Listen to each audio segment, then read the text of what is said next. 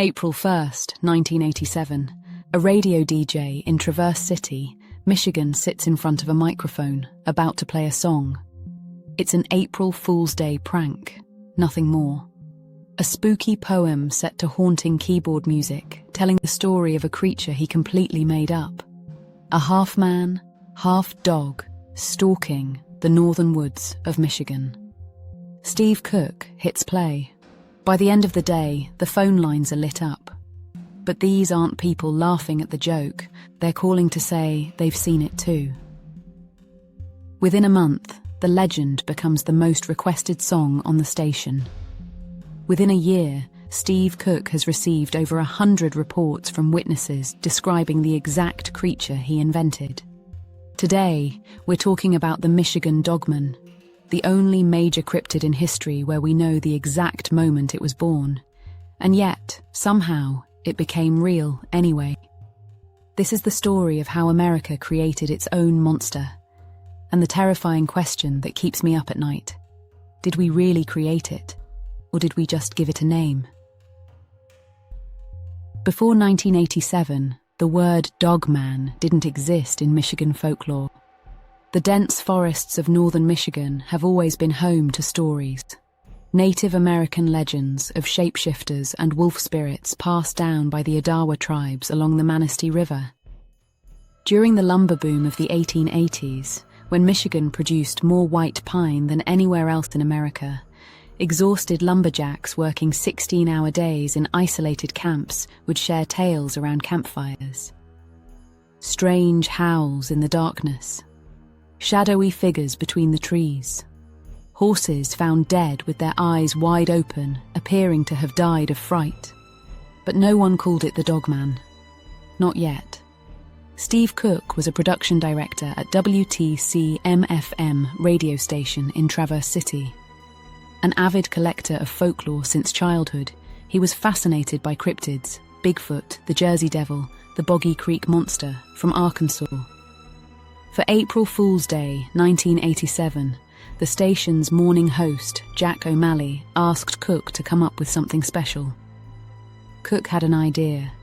He would create his own monster, something uniquely Michigan. In his own words, "I created the Dogman as a character because I was always fascinated by werewolves. But the werewolf transitions from dog to man and back. The Dogman is different. He's trapped in the middle. Half dog, half man, unable to be either one." Cook cobbled together characteristics from various cryptids. The bipedal stance of Bigfoot, the predatory nature of the Wendigo, the howl of a wolf, and wrote a poem. He set it to eerie keyboard music and created a fictional timeline of sightings going back exactly 100 years to 1887. He made up specific locations: Wexford County, the Garland Swamp, Buckley, Bel Air. And here's the detail that would become crucial. He decided the creature appeared every 10 years, in years ending in 7. Starting at the year 1887, 1897, 1907, all the way to 1987. He chose 7 simply because it fit the rhyme scheme. It was completely arbitrary. The song was credited to Bob Farley, a pseudonym. Cook recorded it with haunting keyboards and his own narration, ending with the warning: "Somewhere in the Northwoods, darkness, a creature walks upright. And the best advice you may ever get is don't go out at night." On April 1st, 1987, the legend aired for the first time. The first 2 times it played, nothing happened. Cook and O'Malley figured the prank had flopped. They were ready to move on. Then the phones started ringing. People weren't laughing. They were asking, "Who wrote that song about the Dogman? When are you going to play it again?" And then came the call that changed everything. An elderly man, his voice shaking, told O'Malley he was chilled to the bone after hearing the song. Because years earlier, he'd seen the exact creature Cook described, 7 feet tall, walking on 2 legs. A dog's head on a human body. He'd never told anyone. He thought people would think he was crazy, but now he knew he wasn't alone. Within weeks, the station was flooded with reports. People from all over Michigan calling in with their own encounters. And here's what made Steve Cook's blood run cold. Many of these stories predated his song. People were describing events from the 1950s, the 1960s, the 1970s. Encounters they'd kept secret for decades. One of the most compelling came from a teenage girl named Courtney. It was the winter of 1993, 6 years after the song's release. Courtney was 13 years old, sneaking a cigarette behind her family's home near Reed City, northeast of Traverse City. The sun was setting on a clear, cold evening. She stood about 50 feet from an old abandoned barn on the neighbouring property, the kind of structure that sags and creaks, filled with rusted equipment and rotting wood. As she exhaled smoke into the frigid air, Courtney noticed a glint of light coming through gaps in the barn's siding. She watched for a moment, assuming it was just the sunset filtering through.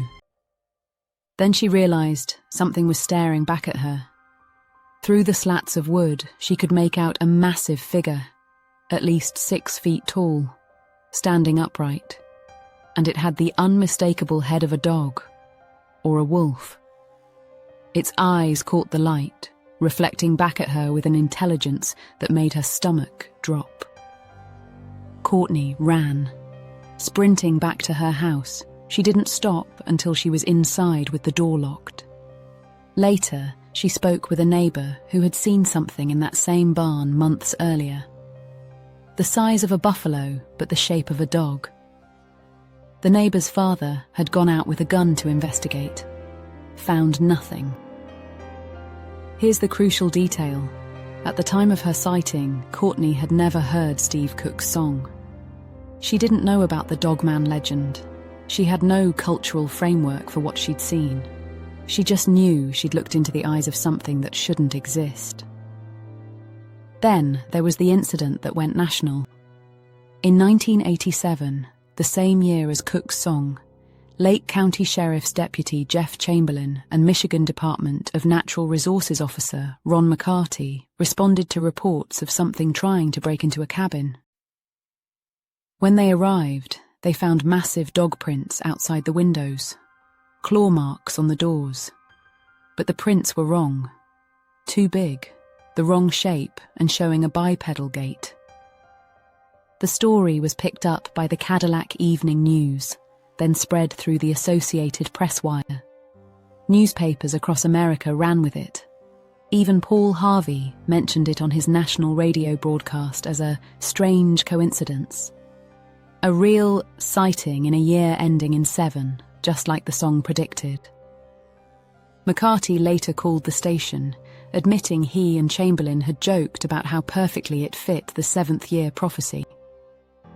His voice would later appear in the 1997 anniversary version of Cook's song. By the late 1980s, Steve Cook had received over 100 reports. People sending letters, making phone calls, stopping him on the street. Loggers, hunters, sheriff's deputies. Everyday people who insisted they weren't crazy, weren't making it up, weren't influenced by the song. They'd seen this thing years before Cook wrote a single verse. Historical documents began to surface. A French fur trader's diary from 1804 describing an encounter with a loup-garou, a werewolf. A letter from 1857 mentioning a creature that stood upright like a man, yet bore the countenance of a grey wolf. The song The Legend became more than a regional curiosity. Record stores and radio stations across the country requested copies. A major label offered to sign Cook and distribute it nationally. But Cook made a fascinating choice. He kept it local. He sold cassettes for $3, then $4, and donated every penny to animal shelters. Over the years, the song has raised over $60,000 for charity. WTCM held an art contest in fall of 1987, asking people to submit drawings of what they thought the Dogman looked like. Over 100 entries came in. The winner was a chilling charcoal sketch by 23-year-old Brian Rosinski, who'd never had a single formal art lesson. That image, a snarling, lupine face with piercing eyes, became the visual representation of the creature. The legend had taken on a life of its own. So what actually happened here? Did Steve Cook accidentally tap into something that was already lurking in the forests of Michigan? Did he simply give a name to something people had been seeing but couldn't describe? Or did the act of creating the story, of putting it into words, setting it to music, broadcasting it across the airwaves, somehow make it real?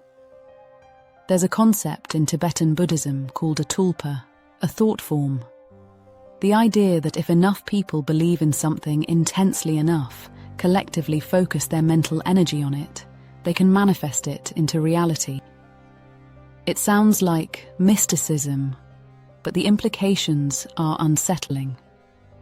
Consider Slender Man, a creature invented on an internet forum in 2009 by someone creating fake paranormal photographs. Within 5 years, 2 12-year-old girls in Wisconsin nearly killed their friend because they believed Slender Man was real and would harm their families if they didn't appease him. A made-up monster inspired real violence. Or look at the psychological phenomenon of social contagion, how ideas, behaviours and experiences spread through communities like a virus. When the first person stands up and says, "I saw it too," it gives permission for others to share their experiences. The more people who report seeing something, the more legitimate it becomes. The more legitimate it becomes, the more people are primed to interpret ambiguous experiences through that lens. But here's where the Dogman gets strange. Many of the reports Steve Cook received came from people who claimed their encounters happened before 1987, before the song, before anyone called it the Dogman. These weren't people interpreting experiences through the framework Cook created. They were describing something they'd seen years, even decades earlier, and had never told anyone. Cook himself remained skeptical, yet respectful. In a 2008 interview, he said, "I had never heard of anything called the Dogman before I wrote this song. I had no idea that it was already part of northern Michigan folklore, and certainly had no idea that people were seeing it." And yet they were, or at least, they believed they were. Paranormal researcher John Keel, famous for his work on Mothman, proposed a theory that all cryptids might actually be manifestations of a single phenomenon, that Bigfoot, UFOs, Dogman, shadow people, they're all the same thing appearing in different forms based on cultural expectation and location, that there's something in the liminal spaces of our world that takes shapes we can almost understand, reflecting our fears back at us. Maybe the Dogman wasn't created by Steve Cook's song. Maybe the song was a catalyst. A match striking in a room full of gasoline vapour. The conditions were already there. The stories were whispered. The fear was present. All Cook did was give it form, language, a name. And names have power. When you name something, you make it real. You give it boundaries, characteristics, a place in the taxonomy of the world.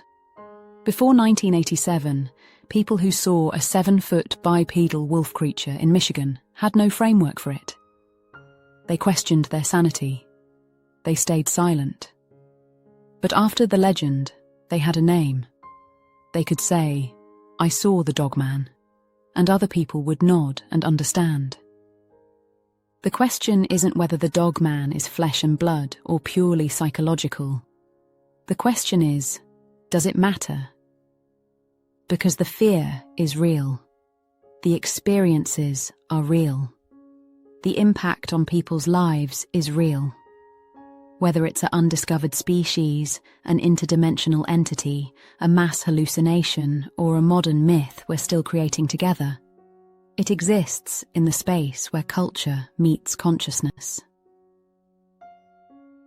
Today, the Dogman is woven into the fabric of Michigan culture. WTCM plays The Legend every Halloween. Armed Forces Radio broadcasts it in Germany and Japan. Books, documentaries, podcasts, and YouTube channels dissect every reported sighting. There's even a 2011 feature film. Steve Cook still receives 10 to 20 reports every year. As WTCM morning host Jack O'Malley put it, this song has been firmly woven into the fabric of northern Michigan. It is part of the culture now, part of the folklore. The legend will be here long after we are gone. And he's right, because the Dogman has become something greater than Steve Cook's April Fool's prank. It's become a shared story, a collective mythology, a lens through which an entire region interprets their relationship with the wilderness.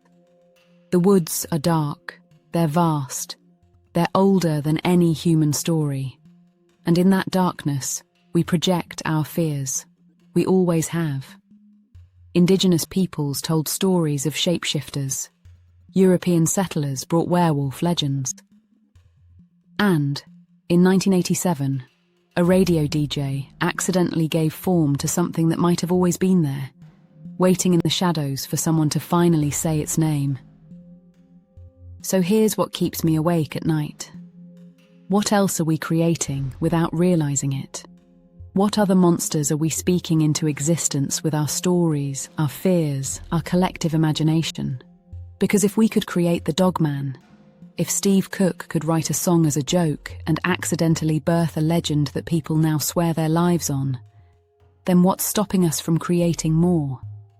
Every story we tell, every fear we share, every creature we imagine might be waiting for enough people to believe before it steps out of the darkness and becomes real. Steve Cook tried to create a monster as a joke. Maybe he succeeded. And somewhere in the North Woods darkness, a creature walks upright. The best advice you may ever get: don't go out at night.